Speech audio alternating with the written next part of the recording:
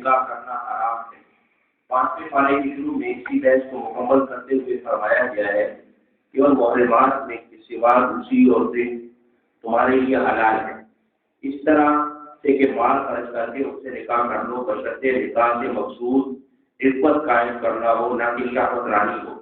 تو جن عورتوں سے تم پیدا حاصل کرو، ان کا مہر مقرر کیا ہوا اس کو ادا کرو۔ یہ جو آخری الفاظ ہے کہ جن عورتوں سے تم پیدا حاصل کرو، ان الفاظ کے بعض حضرات مدعا کے جواز پر استدلال کرتے ہیں، مگر یہ استدلال بالکل باطل ہے۔ اس آیت میں نکاح شرعی کا ذکر ہے، متع کا ذکر نہیں ہے۔ اس میں شک نہیں کہ زمانہ جاہلیت میں متع کا رواج تھا، کیونکہ اسلام کے احکام بتدریج نازل ہوئے ہیں، اس لیے ابتدائی اسلام میں یہ رواج باقی رہا، لیکن بعد میں واضح طور پر اس کی حکمت کا اعلان کر دیا گیا۔ ابن ماجہ میں ہے کہ حضور اکرم صلی اللہ علیہ وسلم نے فرمایا، اے لوگوں، میں نے تمہیں متع کی اجازت دی تھی، لیکن اب اللہ نے اسے قیامت تک کے لیے حرام کر دیا ہے۔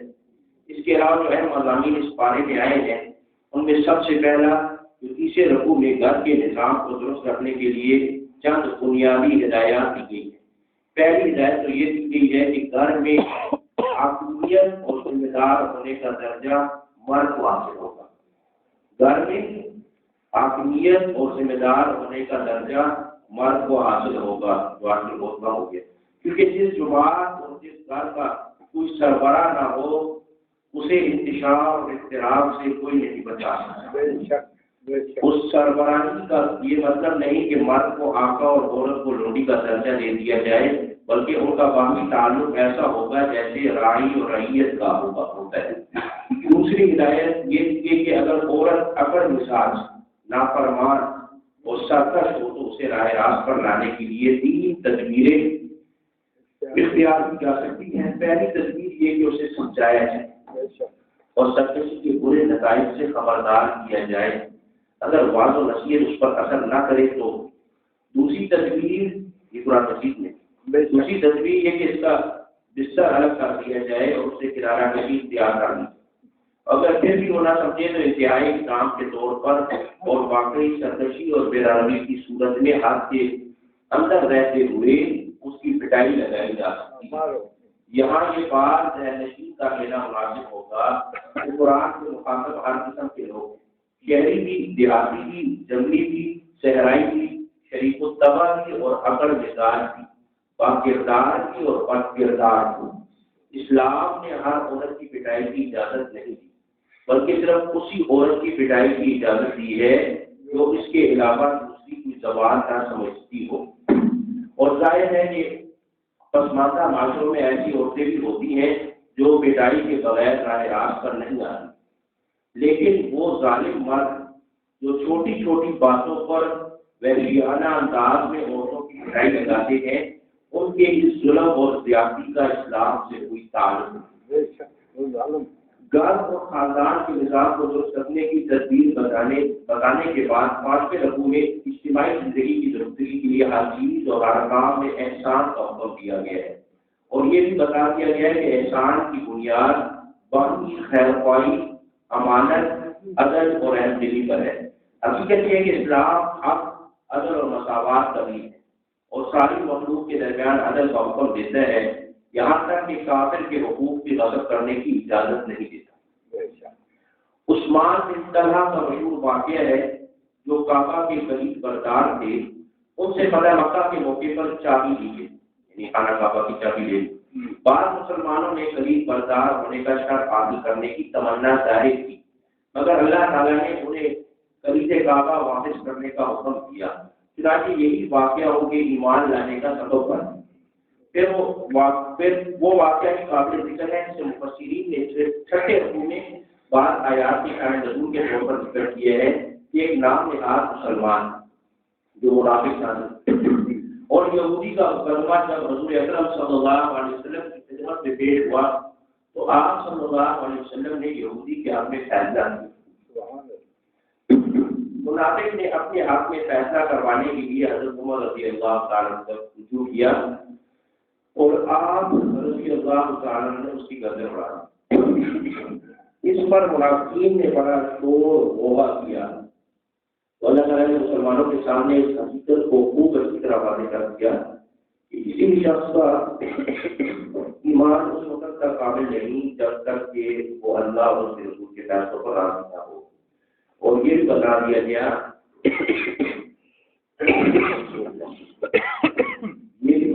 گیا کہ رسول کی بعثت کا اصل مقصد ہی یہ ہے کہ اس کی اطاعت کی جائے، اور رسول کی اطاعت حقیقت میں اللہ کی اطاعت ہے. لیکن ظاہر ہے کہ منافقوں کو رسول کی اطاعت بڑی طرح محسوس ہوتی ہے. اس کے بعد ساتھ رکھوں گے پہلے تو مسلمانوں کو جہاد اور قتال کی تیاری کا حکم دیا گیا، اور یہ بھی اپنی نیت خالص رکھیں اور صرف اللہ کی رضا اور دین کی سربلندی کے لیے جہاد کرے، جنگ کرے. پھر بڑے جذباتی انداز میں انہیں جہاد کی ترغیب دی گئی. آخر تم جہاد کیوں نہیں کرتے جبکہ صورت یہ ہے کہ ظلم و ستم کی تحقیق میں پسنے والے کمزور مرد، خواتین اور بچے اللہ کے سامنے ہاتھ پھیلا پھیلا کر دعائیں کرتے ہیں کہ اے ہمارے رب تو ہمیں اس بستی سے نکال دے جہاں کے لوگ بڑے ظالم ہیں، اور اے اللہ تو کسی کو ہمارا مددگار بنا کر بھیج. کیونکہ عام طور پر موت کا خوف جہاد کے میدان میں نکلنے سے ایک بڑی رکاوٹ بنا ہے. اس لیے فرمایا گیا کہ موت تو تمہیں کہیں بھی آ سکتی ہے، گھر میں بھی، مضبوط قلعوں میں بھی.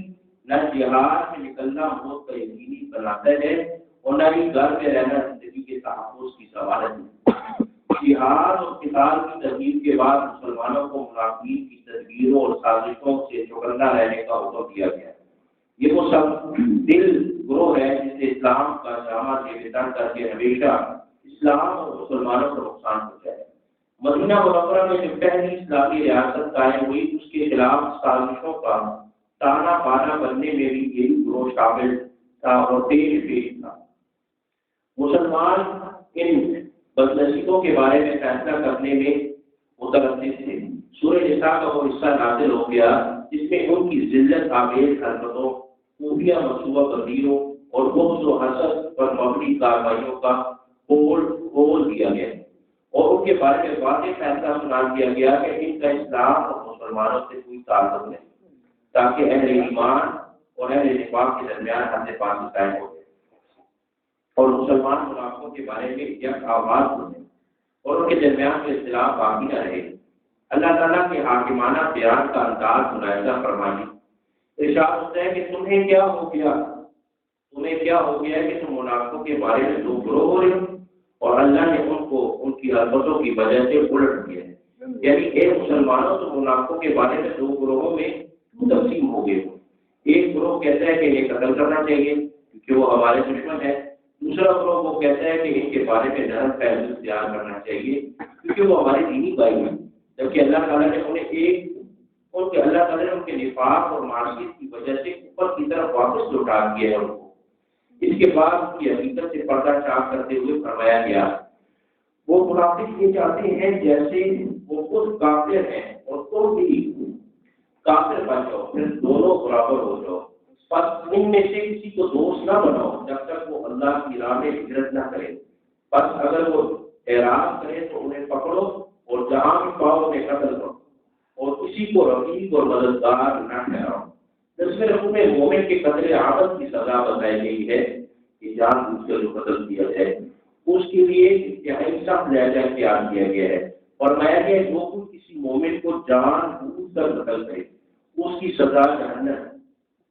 یہ تو ہمیشہ رہے گا، اس پر اللہ کا غضب ہو اور اس پر لعنت کی اللہ تعالیٰ کی طرف سے لعنت ہے، اس کے لیے اللہ نے بڑا عذاب تیار کر رکھا ہے. اس آیت میں سزا یہ ثابت ہوتا ہے کہ مومن کو قتل کرنے والا اگر کے مسلمان بھی کیوں نہ ہو وہ دائمی عذاب کا مستحق ہے. لیکن بے اتفاق یہ ظاہری معنی مراد ہے. دائمی عذاب کا مستحق سے وہ شخص ہوگا جو مسلمان کے قتل کو حلال سمجھے گا، کیونکہ ایسا سمجھنے والا کافر ہو جاتا ہے اور کافر کے لیے ہمیشہ کا عذاب ہے. قتل عامت کی سزا بیان کرنے کے بعد دوبارہ جہاد کی اہمیت اور مجاہدین کی فضیلت بتائی گئی اور واضح طور پر بتا دیا گیا ہے کہ اللہ کی راہ میں جہاد کرنے والے اور ہاتھ پر ہاتھ رکھ کر بیٹھنے والے برابر نہیں ہو سکتے. یہ جو بار بار جہاد کی طرف متوجہ کیا جا رہا ہے اس کی وجہ یہ ہے کہ جہاد امت اسلامیہ کی عزت اور سعادت کا راستہ ہے۔ اگر امت جہاد سے کنارہ کشی کر لے گی تو اسے ذلت اور رسوائی سے سوا کوئی چیز ذلت اور رسوائی سے نہیں بچا سکتی۔ جہاد کے ساتھ ساتھ ہجرت کا بھی ذکر ہے کہ ہجرت بھی جہاد کی مختلف قسموں میں سے ایک قسم ہے۔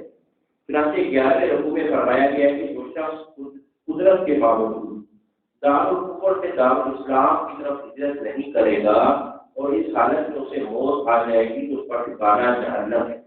بعض روایات میں کہ جب آیات ہجرت نازل ہوئی تو حضرت حمزہ بن قیس رضی اللہ تعالی عنہ کو سخت علیل تھے، بیمار تھے، وہ پریشان ہو گئے، چلنے پھرنے کے قابل تو تھے نہیں۔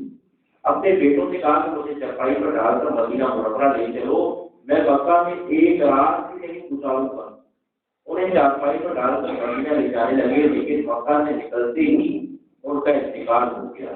اس پر اللہ تعالیٰ نے فرمایا جو شخص اللہ اور اس کے رسول کی طرف ہجرت کر کے گھر سے نکل جائے پھر اس کو موت آ پکڑے اس کا ثواب اللہ کے ذمہ ہو چکا اور اللہ بخشنے والا مہربان ہے۔ کیونکہ ہجرت اور جہاد میں خوف و خطرہ کا سامنا ہوتا ہے، اس کے 12ویں رکوع میں صلاۃ خوف اور صلاۃ مسافر کا ذکر ہے۔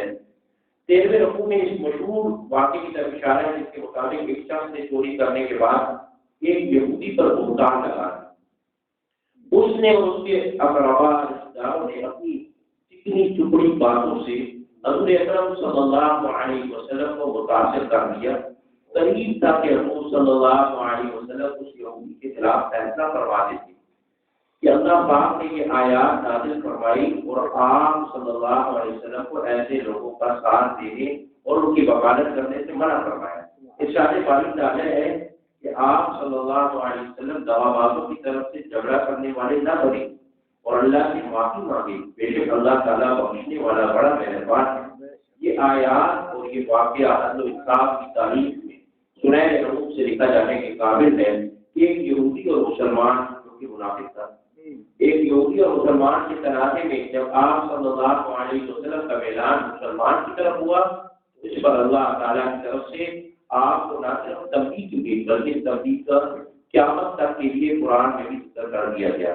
ان آیات کے نزول کے بعد یہ شخص جس نے چوری کی تھی مکہ بھاگ گیا اور مرتد ہو گیا۔ اس لیے 15ویں رکوع میں یہ بتایا گیا کہ اللہ کے نزدیک سب سے بڑا جرم کفر اور شرک ہے، اور اس کا کفر اور شرک پر انتقال ہو جائے مغفرت کی کوئی صورت نہیں۔ اس بات کو بہت زیادہ پوچھتے بہت زیادہ کہ بھائی فلانا کافر فلانا بڑے نیک کام کیے، بڑے اچھے کام کیے، بڑے اسپتال بنائے گئے، تو یہ اصول یاد رکھیں جس کا کفر اور شرک پر انتقال ہو جائے جتنے ہی نیک کے کام کیے ہو، کتنے اسپتال بنائے ہو، کتنے رفائی ادارے بنائے ہو، اس کی مغفرت کی کوئی صورت نہیں۔ اس کے بعد متعدد آیات میں انسان کی سرکشی کا سبب بتلایا گیا ہے، یہ کہ اللہ کے مقابلے میں شیطان کی اطاعت کرتا ہے اور وہ اس کو ہدایت کے راستے سے بہت دور لے جاتا ہے۔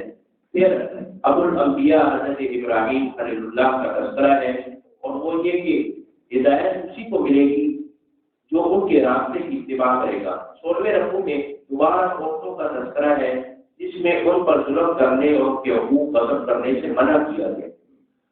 یہ کہ اگر میاں بیوی کے درمیان اختلاف ہو جائے تو انہیں آپس میں صلح کر لینی چاہیے۔